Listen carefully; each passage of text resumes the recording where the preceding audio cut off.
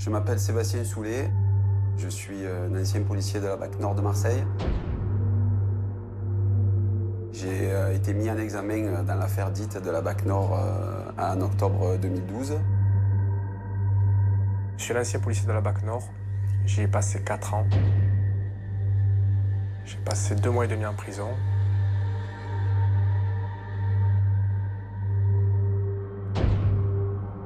J'ai été incarcéré 74 jours. Il y a des choses que vous auriez dû faire autrement? Avec le recul aujourd'hui, oui, bien sûr. Une fois que le film est fait, je me dis, ouais, on aurait changé certaines choses, oui. Ça m'a détruit. Voilà, c'est une cicatrice indélébile. Et qu'on aura à vie, je pense, jusqu'à ma mort, j'y penserai.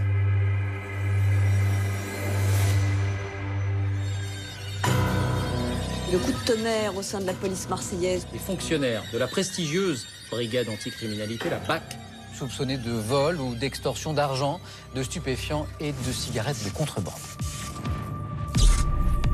On n'a pas un ripou à Marseille, on a une collection, on a un service entier qui est soupçonné de corruption.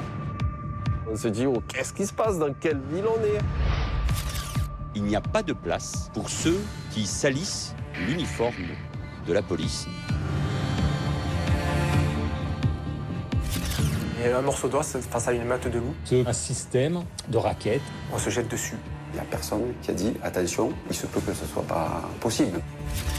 T'as besoin, tu prends. Ah ouais, chaque fois tu vas à la banque et tu dis, ça va, mais ne prends pas par 20 euros. Un rapport accablant, des écoutes tronquées, ce qui remet en cause toute l'enquête. Il y a un vrai doute qui s'installe. Il y aura un avant et un après BAC Nord.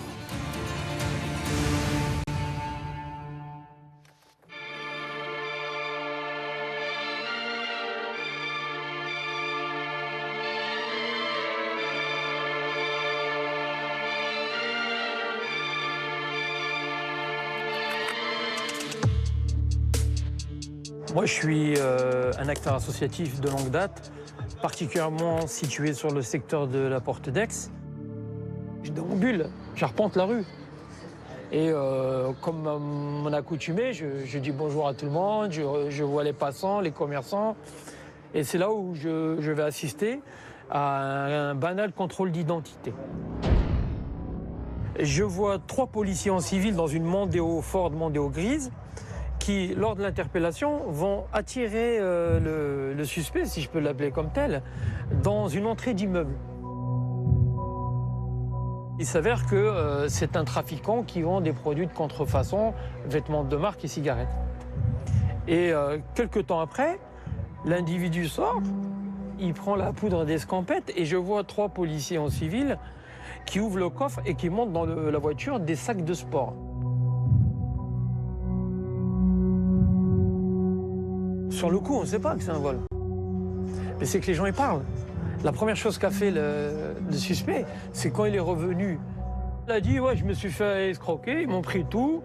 Comme il a dit, Hamdoulah, chez nous, ils disent ça, Hamdoulah, j'ai pas été en garde à vue. C'est là où j'ai pris la plaque d'immatriculation du véhicule et j'ai pris la description des 3 fonctionnaires de police. Je décide de saisir le préfet de région. Je suis convoqué pour un entretien avec un officier de police, une femme, qui va m'auditionner pendant 2-3 heures. Elle me dit, Monsieur Djilil, vous inquiétez pas, nous allons approfondir nos investigations en interne. Et puis j'ai reçu une lettre plus tard m'expliquant que c'était classé sans suite.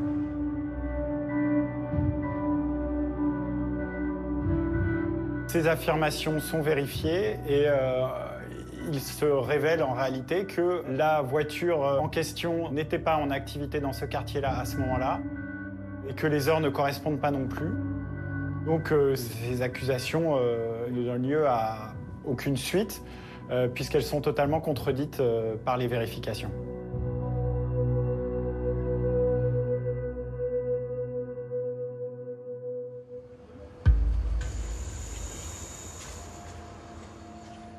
Les histoires autour de la BAC dans les quartiers nord, j'en ai entendu plein, venant de la part de jeunes. Des bonnes comme des moins bonnes, voilà. Il y a toutes sortes d'histoires qu'on entend. par exemple, c'est que les policiers de la BAC arrivent en trombe en voiture, ils pilent, ils descendent en courant. Le charbonneur, donc celui qui porte la sacoche avec les produits stupéfiants, il les voit, il la jette, il part en courant, eux lui courent après, il l'attrape pas, le policier ramasse la sacoche, l'ouvre, constate la présence d'argent liquide ou de stupéfiants, ou les deux, la referme, puis ils repartent en voiture. On ne sait pas si c'est pour ramener au commissariat, si c'est pour consommer, si c'est pour revendre, si c'est pour la détruire. Voilà. À partir de ce moment-là, vous savez, il y a tout type de rumeurs qui commencent à s'installer dans la tête des gens.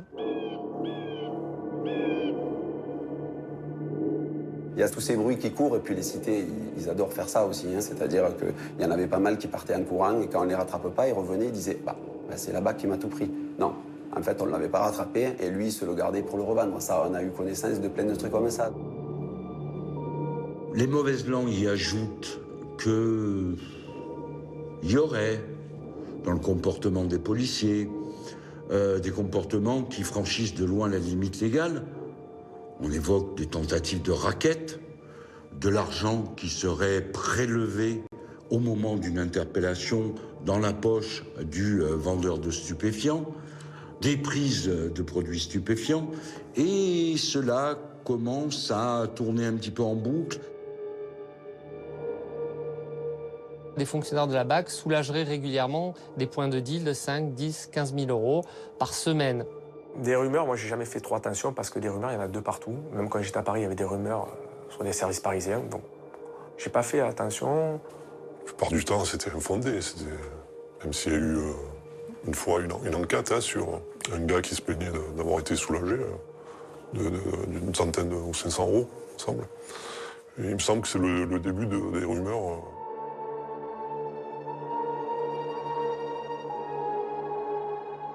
À force de côtoyer la misère du monde, à force de côtoyer le crime, à force de côtoyer tous les jours la noirceur du monde, est-ce qu'on ne court pas le risque de devenir un petit peu noir soi-même? Pour la première fois, on a un préfet qui va écouter cette population des quartiers déshérités qui se plaint d'une police qui est censée être une police républicaine et exemplaire, qui visiblement ne l'est pas.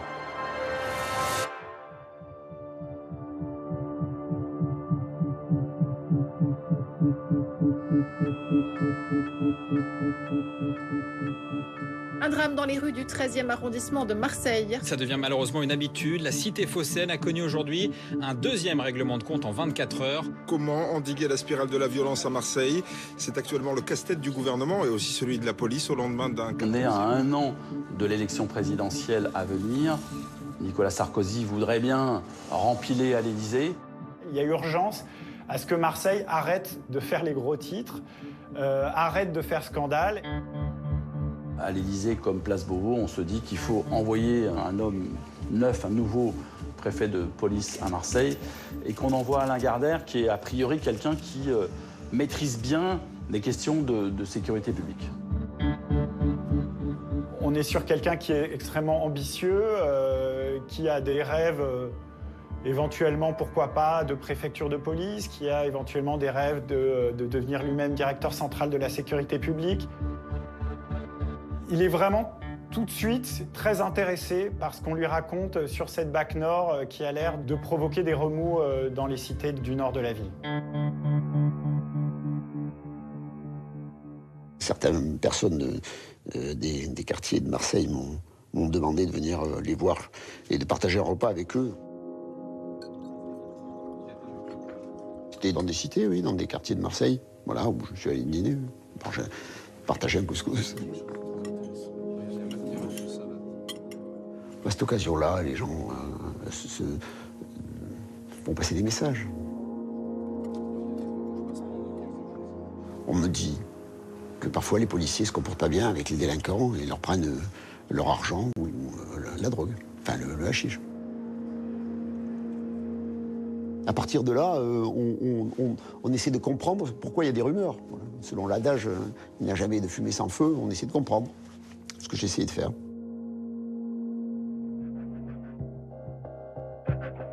Cette affaire pourrait lui permettre d'apparaître comme vraiment l'incorruptible qui a nettoyé la police marseillaise. Il va recueillir le témoignage de 3 anciens policiers de la BAC Nord, dont un certain Sébastien Benardo. Sébastien Benardo, c'est le bon client, parce que c'est un puissant fond d'histoire sur la BAC Nord. C'est l'un des principaux dénonciateurs, accusateurs dans cette affaire de la BAC Nord. Sébastien Benardo, c'était un fonctionnaire qui était à la BAC.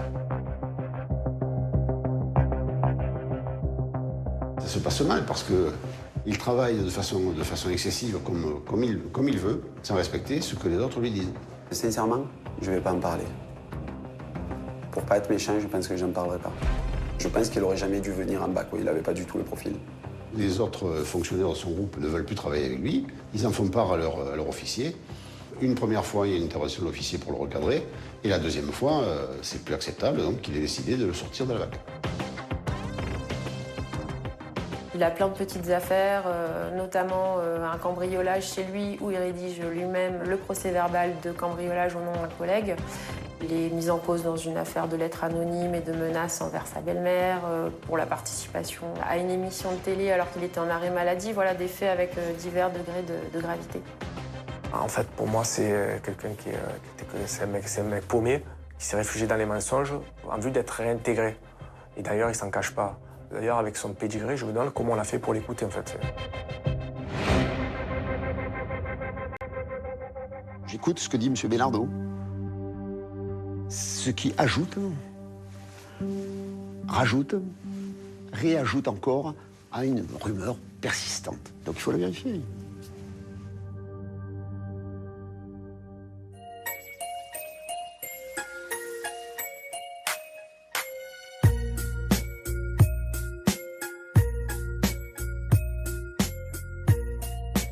À ce moment-là, j'habite à proximité des quartiers nord. J'y suis régulièrement pour aller voir des amis, pour aller acheter du cannabis. Tu les vois arriver avec leur voiture, rouler au pas, 3-4 gaillards dans la voiture. Tu sais très bien que c'est eux, lunettes noires. Puis tu les observes, ils t'observent. Ils sont là tels des chasseurs. Tu vois, les mots doux pour la BAC. Toute la journée, vous êtes en train de chercher.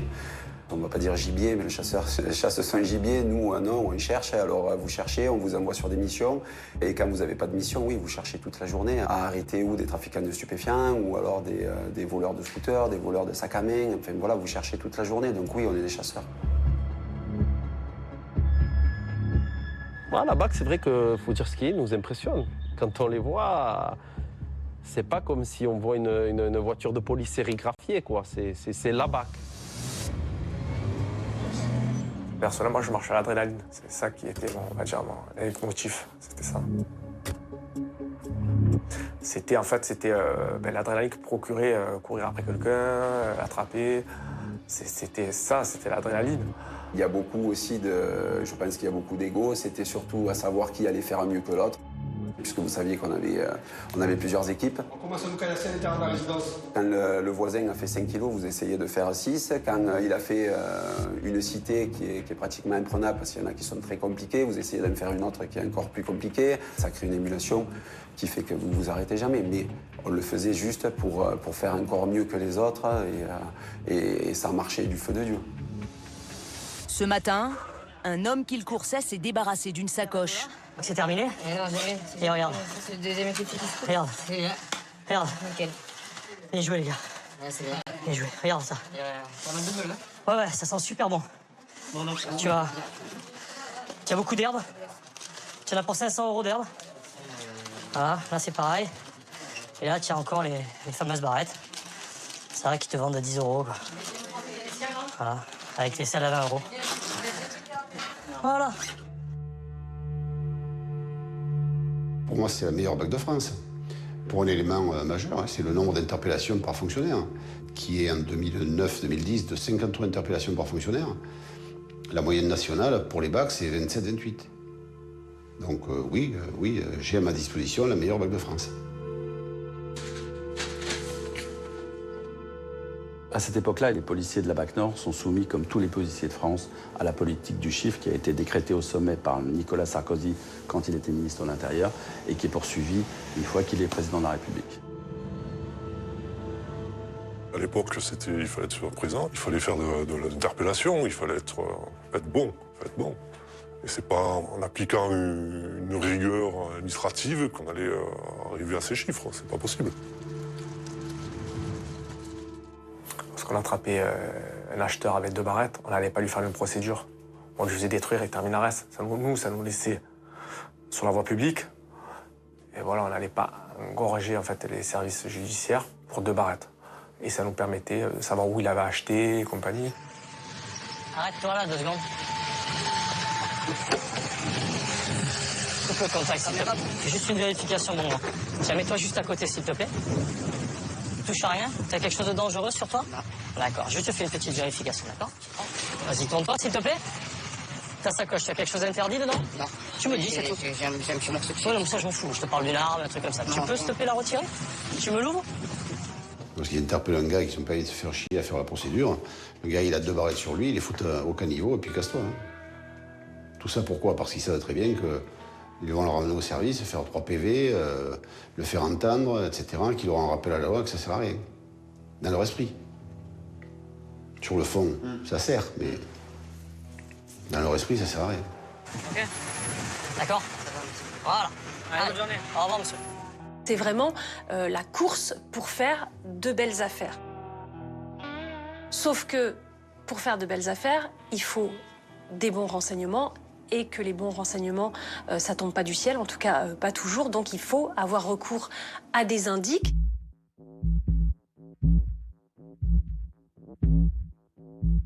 Pour avoir du renseignement, il faut avoir des indices, des tontons. Et pour avoir des tontons, un tonton, ça fonctionne de manière toute simple. Hein. Il ne va pas vous donner un renseignement parce que vous avez de beaux yeux. Il va donner les renseignements parce qu'en contrepartie, on va lui apporter ou une impunité ou de la matière. Sauf que la BAC s'est spécialisée sur les flagrants délits, donc ils n'ont pas le droit, en fait, d'avoir des indices. Les indices, c'est vraiment réservé aux brigades spécialisées, comme par exemple la brigade des stupes.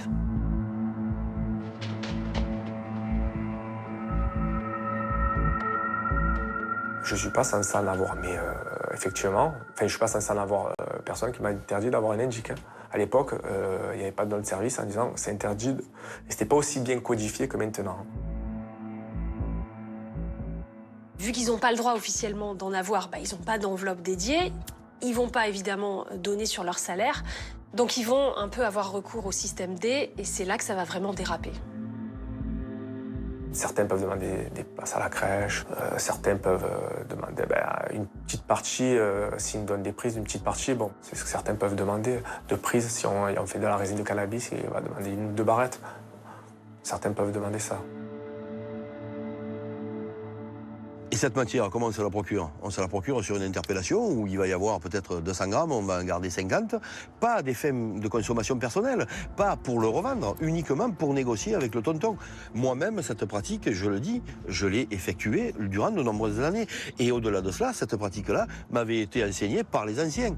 Ce n'est pas légal, bien sûr. Enfin, c'est pas déontologique, ça se fait pas comme ça. Dans la règle déterminée, dans le code de déontologie, on ne peut pas faire ça. C'est pas autorisé, mais c'est un secret de polichinelle, on va dire. Tout le monde était plus ou moins au courant. Moi, personnellement, je le faisais pas. Mais je savais que des collègues le faisaient. Et qu'on avait, en retour, on faisait de belles affaires, qu'on avait de belles infos, quoi. C'était beaucoup plus facile.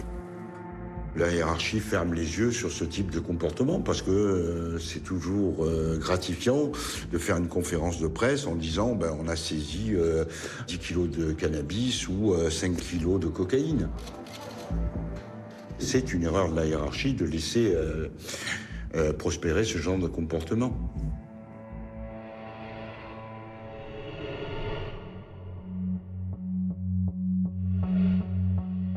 Le préfet va prendre contact avec le patron de l'IGPN, la police des polices, qui est Didier Cristini à l'époque, pour lancer une enquête sur cette BAC Nord, une enquête policière. C'est le début du parcours judiciaire de l'affaire de la BAC Nord. La justice, à partir de là, ouvre une enquête et va donner quelques petits moyens à ce commissaire divisionnaire, M. Cristini, qui est en charge de l'enquête. L'enquête judiciaire commence par des écoutes téléphoniques qui vont durer pendant plusieurs semaines. Les policiers de la BAC Nord qui sont cités par Sébastien Benardo vont être placés sur écoute. Le problème auquel fait face Didier Cristini assez rapidement, c'est qu'en fait, rien ne sort de ces écoutes.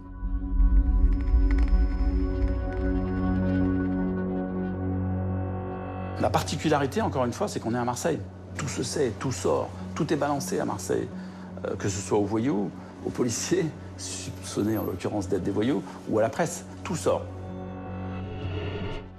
Et l'affaire, elle va sortir le 25 janvier 2012. C'est l'hebdomadaire Le Point qui révèle dans un article qu'il y a en ce moment une enquête de l'IGPN sur la BAC Nord.